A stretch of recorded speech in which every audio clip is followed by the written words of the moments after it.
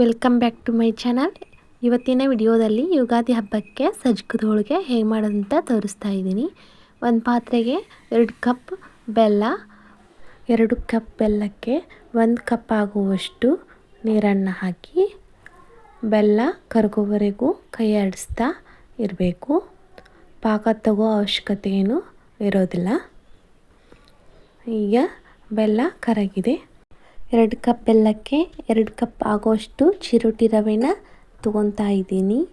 ಚಿರೋಟಿ ರವೆ ಹಾಕಿ ಕೈ ಆಡಿಸ್ತಾ ಇರಬೇಕು, ಇಲ್ಲ ಅಂದರೆ ಗಂಟಾಗೋ ಚಾನ್ಸಸ್ ತುಂಬಾ ಇರುತ್ತೆ.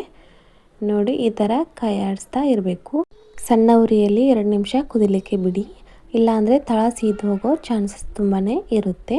ಹೊಸದಾಗಿ ಹೋಳಿಗೆ ಮಾಡೋರು ಕೂಡ ಇದು ವಿಡಿಯೋ ನೋಡಿಕೊಂಡು ತುಂಬ ಸುಲಭವಾಗಿ ಮಾಡ್ಬೋದು. 2 ನಿಮಿಷ ಕುದ್ಮೇಲೆ 1 ಕಪ್ ಒಣ ಕೊಬ್ಬರಿ ತುರಿ, ಒಂದು ಅರ್ಧ ಚಮಚ ಆಗುವಷ್ಟು ಏಲಕ್ಕಿ ಪೌಡ್ರನ್ನ ಹಾಕ್ತಾಯಿದ್ದೀನಿ. ಏಲಕ್ಕಿ ಪೌಡ್ರನ್ನ ಹಾಕಿ ಚೆನ್ನಾಗಿ ಕಲಿಸ್ಬೇಕು.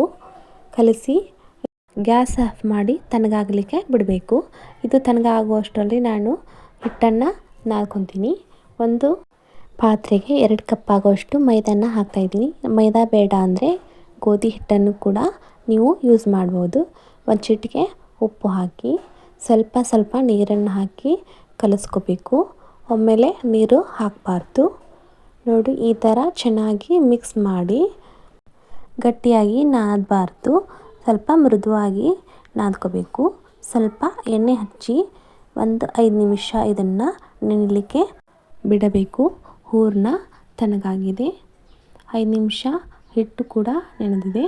ಸ್ವಲ್ಪ ಚೆನ್ನಾಗಿ ಇದ್ಕೊಂಡು ನಮಗೆ ಯಾವ ಸೈಜ್ ಬೇಕೋ ಆ ಸೈಜಿಗೆ ಉಂಡೆನ ಮಾಡಿಕೊಂಡು ಈ ಥರ ಫ್ರೆಶ್ ಮಾಡಿ ಹೂರಣ ಇಟ್ಟು ಈ ಥರ ತುಂಬಬೇಕು. ಹೂರಣ ಕಾಣ್ದಾಗೆ ನೀಟಾಗಿ ತುಂಬಿ. ನೋಡಿ, ಈ ಥರ ತುಂಬಿ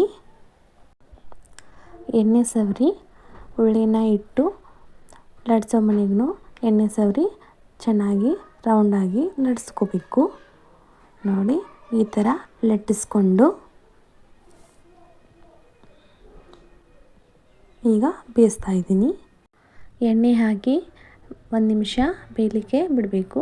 1 ನಿಮಿಷ ಆದಮೇಲೆ ಮತ್ತೊಂದು ಸೈಡ್ ಬೇಯಿಸ್ಕೊತಾ ಇದ್ದೀನಿ.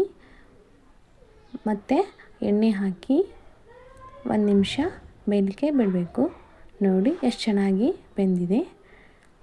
ಹೋಳಿಗೆನ ಬೇಯಿಸ್ಕೊತ ಮತ್ತೊಂದು ಹೋಳಿಗೆನ ನಾನು ರೆಡಿ ಮಾಡ್ಕೊಂಡಿದ್ದೆ. ಇದನ್ನು ಕೂಡ 2 ಕಡೆ ಚೆನ್ನಾಗಿ ಬೇಯಿಸ್ಕೊತಾ ಇದ್ದೀನಿ. ನೋಡಿ, ಸಜ್ಜಕದ ಹೋಳಿಗೆ ಎಷ್ಟು ಚೆನ್ನಾಗಿ ಬಂದಿದೆ. ನೀವು ಮನೆಯಲ್ಲಿ ಯುಗಾದಿ ಹಬ್ಬಕ್ಕೆ ಯಾವ ಥರ ಹೋಳಿಗೆ ಮಾಡ್ತೀರಾ ಅಂತ ಕಮೆಂಟ್ ಬಾಕ್ಸ್ನಲ್ಲಿ ತಿಳಿಸಿ. ನೋಡಿ, ಸಜ್ಜಕದ ಹೋಳಿಗೆ ರೆಡಿಯಾಗಿದೆ. ತುಂಬ ಸಾಫ್ಟಾಗಿ ಬಂದಿದೆ. ನೀವು ನೋಡ್ತಾ ಇರ್ಬೋದು.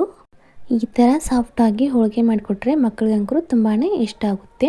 ಇದ್ರ ಜೊತೆ ಕಾಂಬಿನೇಷನ್ ಆಗಿ ತುಪ್ಪ ಇದ್ದರೆ ಅಂಕರು ಅದರ ರುಚಿನೇ ಬೇರೆ ಇರುತ್ತೆ. ನಿಮಗೆ ಇದೇ ಥರ ಸಾಂಪ್ರದಾಯಿಕ ಅಡುಗೆಗಳನ್ನು ನೋಡಲು ನನ್ನ ಚಾನಲ್ನ ಸಬ್ಸ್ಕ್ರೈಬ್ ಮಾಡಿ, ಶೇರ್ ಮಾಡಿ, ಲೈಕ್ ಮಾಡಿ.